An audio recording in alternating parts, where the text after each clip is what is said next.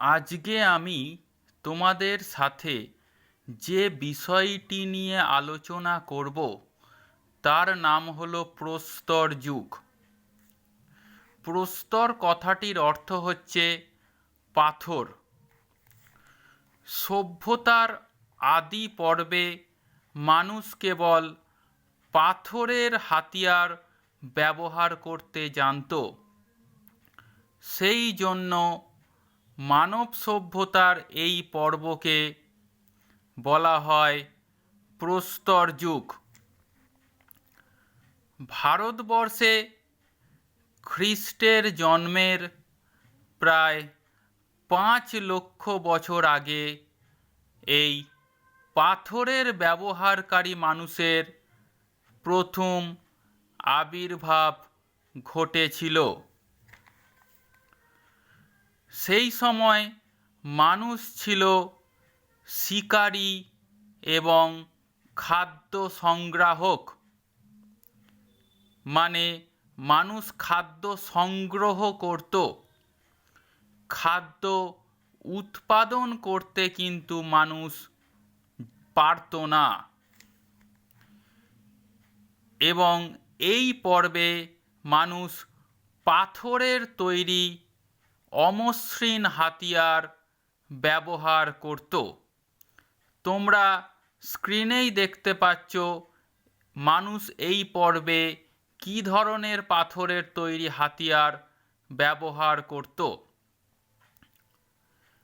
এই পর্বে মানুষের জীবন ছিল খুবই অসহায়। প্রকৃতির কাছে, প্রাকৃতিক দুর্যোগের কাছে, ঝড় ঝঞ্ঝা, বৃষ্টি ইত্যাদির কাছে কিন্তু মানুষ ক্রমশ অসহায় হয়ে পড়ত। এই প্রস্তর যুগে মানুষ যে সমস্ত হাতিয়ারগুলি ব্যবহার করত, সেই হাতিয়ারের গঠন প্রণালী এবং হাতিয়ারগুলির বৈশিষ্ট্যের উপর নির্ভর করে প্রস্তর যুগকে 3টি পর্যায়ে ভাগ করা হয়েছে। প্রথমটা হচ্ছে প্রাচীন প্রস্তর যুগ, দ্বিতীয়টা হচ্ছে মধ্য প্রস্তর যুগ, 3 নাম্বার হচ্ছে নব্য প্রস্তর যুগ।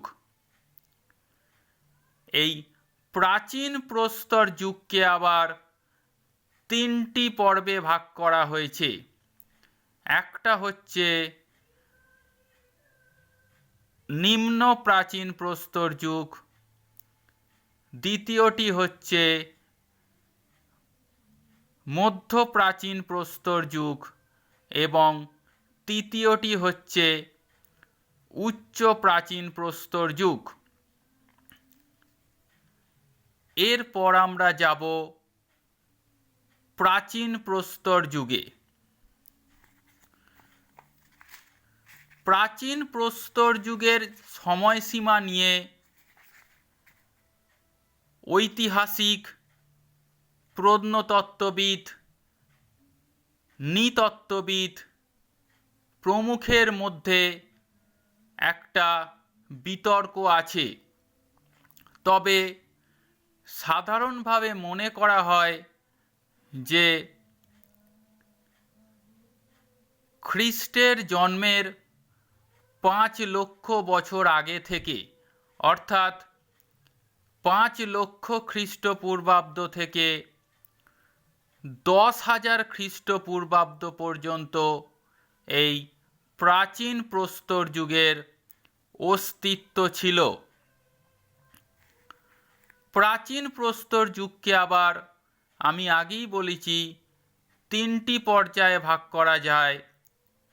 একটা হচ্ছে নিম্ন প্রাচীন প্রস্তর যুগ। সেই নিম্ন প্রাচীন প্রস্তর যুগের সময়সীমা হচ্ছে 5 লক্ষ থেকে 50,000 খ্রিস্টপূর্বাব্দ। মধ্য প্রাচীন প্রস্তর যুগের পর সেই মধ্য প্রাচীন প্রস্তর যুগের সময়সীমা হচ্ছে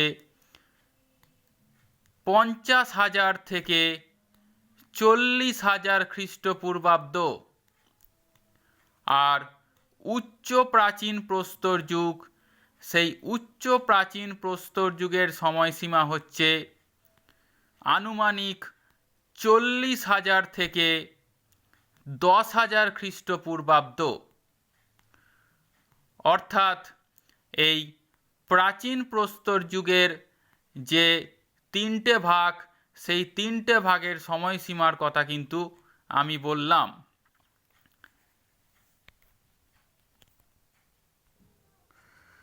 প্রাচীন প্রস্তর যুগে মানুষ যে সমস্ত হাতিয়ারগুলি বানিয়েছিল তার মধ্যে উল্লেখযোগ্য ছিল কুঠার এবং কাটারি।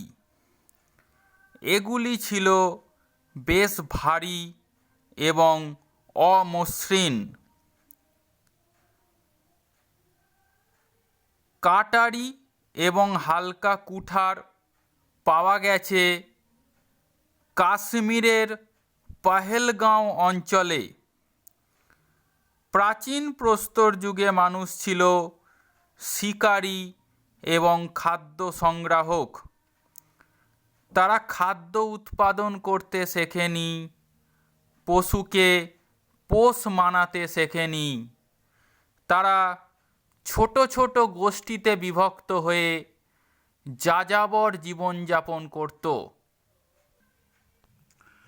ভারতীয় উপমহাদেশের প্রায় সর্বত্রই প্রাচীন প্রস্তর যুগের নিদর্শন পাওয়া গেছে। যেমন নর্মদা নদী সংলগ্ন এলাকায়, তুঙ্গভদ্রা নদীর দক্ষিণে, সিন্ধু নদ ও পাঞ্জাবে, জম্মু কাশ্মীর ও লাদাখ অঞ্চলে, থর মরুভূমি,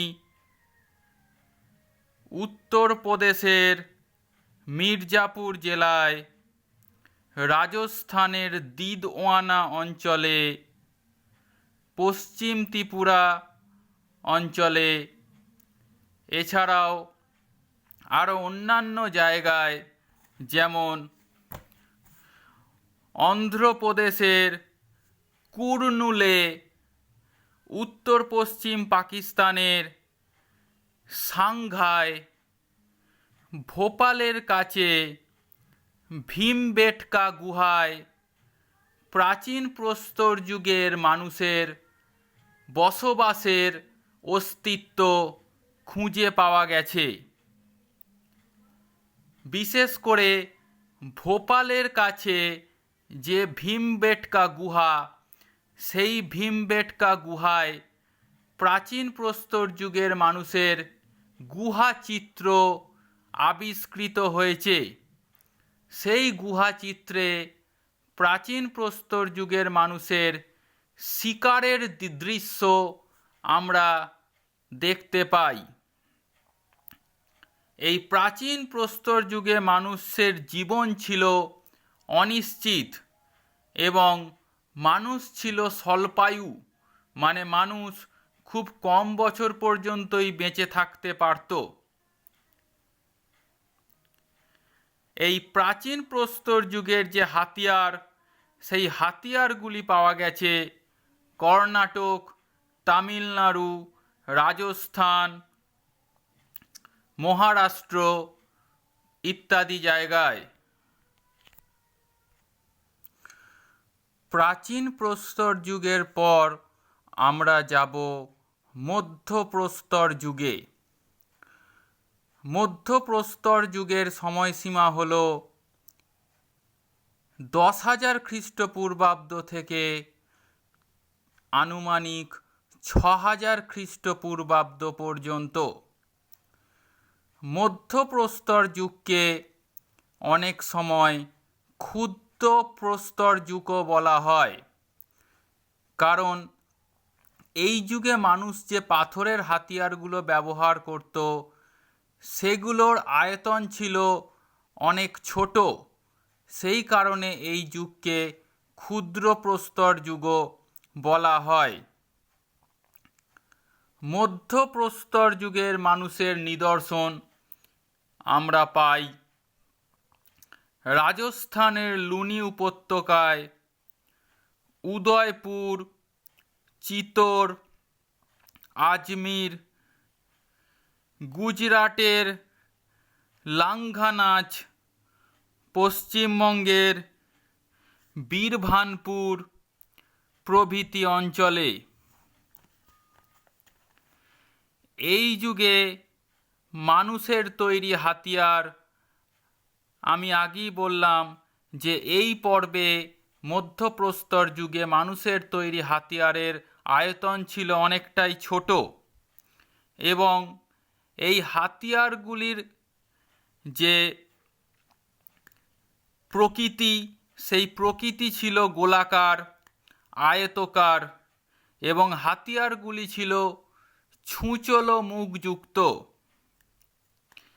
এ যুগে মানুষের তৈরি হাতিয়ারগুলি হল হাত কুঠার, ব্লেড বা চাঁচনি, বাটালি, তুরপুন বা ছিদ্র করার যন্ত্র যেগুলো বলা হয়, ধারালো পাত ইত্যাদি।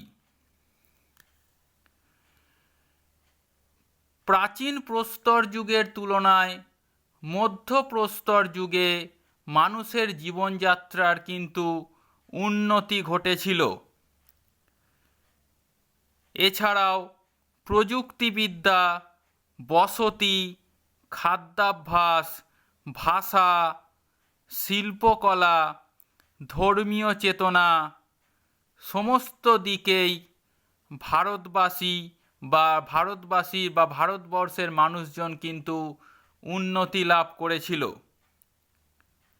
এই মধ্যপ্রস্তর যুগেই কিন্তু ভারতবাসী আগুনের ব্যবহারের যে কায়দা, সেই আগুনের ব্যবহারের কায়দা কিন্তু শিখেছিল।